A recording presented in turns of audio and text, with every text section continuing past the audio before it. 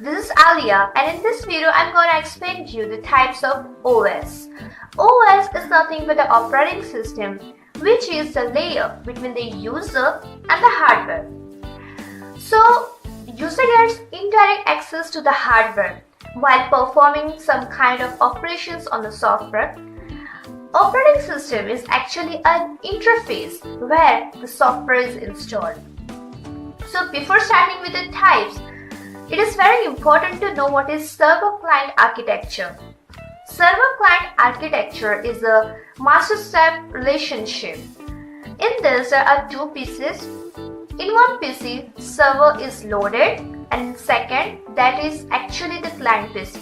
So while performing any type of task, client will first sends the request to the server and server will accept that request, and while doing this, particular task is performed.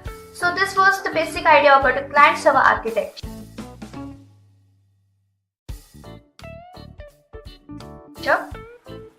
Now we will actually start with the types of OS. So first I will explain network OS, then distributed OS, and lastly the real-time OS. So let's begin with the first one.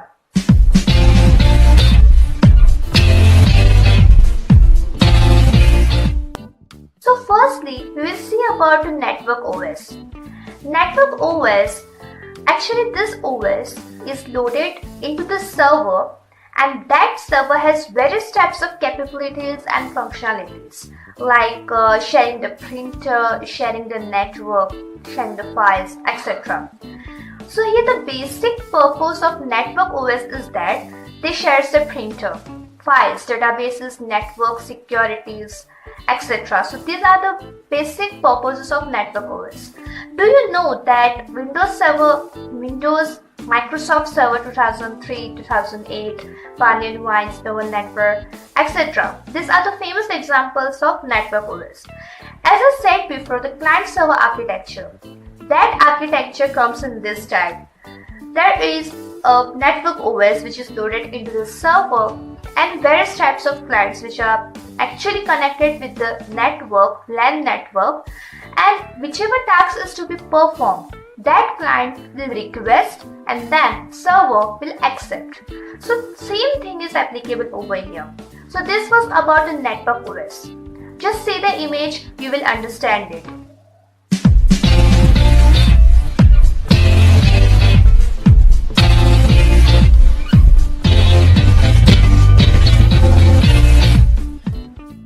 Secondly, we'll see about distributed system.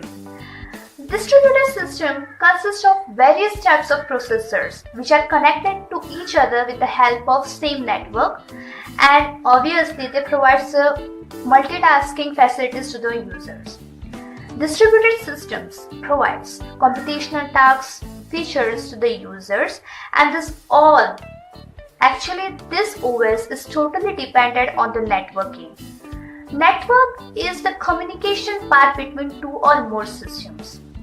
So in distributed system, two types of networks are used. First is client-server system and peer-to-peer system. In client-server system, as I said before, the client-server architecture, that same thing is followed over here. This client-server system provides further or categorized further in two servers, that is the compute server and the file server. So compute server, in compute server there is an interface where actually the client requests the tasks and the server will accept it. Simple.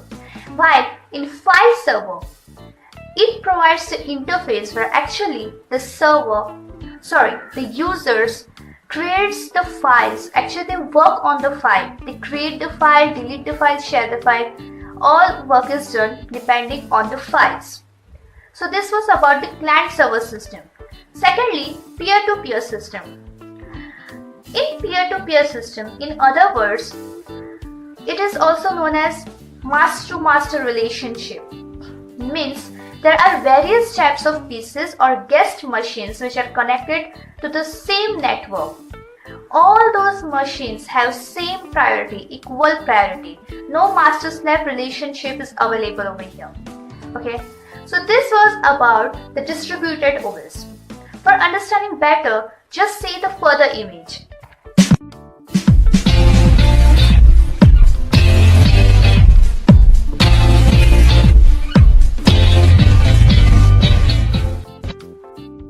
Thirdly, we will see about the RealTime OS. RealTime OS is a strict daily time-bound OS. Strict daily time-bound OS means whatever task is to be performed, that task must have to be executed with no any type of delay. Means in short, no delays are acceptable while executing the task. So this is about the RealTime OS. RealTime OS is further categorized in two types: hard real-time and soft real-time. In hard real-time, whatever the complex, tough or the hard tasks is to be executed, those tasks are executed in this category with no any type of delay. For example, if you're working on any type of robot or the robotics, if you want to let the robot to walk, as soon as you give the instructions to walk, the robot must have to execute that instructions with no any type of delay.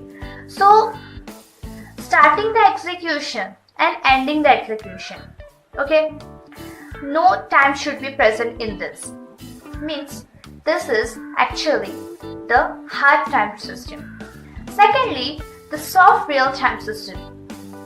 As I said before, about the hard real-time system, that no delays are acceptable. But in the soft real-time system, minor delays are acceptable. Means whichever task is to be performed, that task must have to be completed with minor delay. No more delay, but minor delay. So such kind of processes you can see in banking system, where many times the transaction get delayed. So that type can also come into the hard or definitely in the soft. So this was about a real-time system.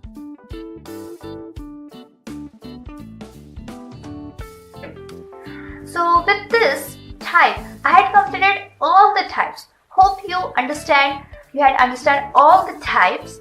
Okay.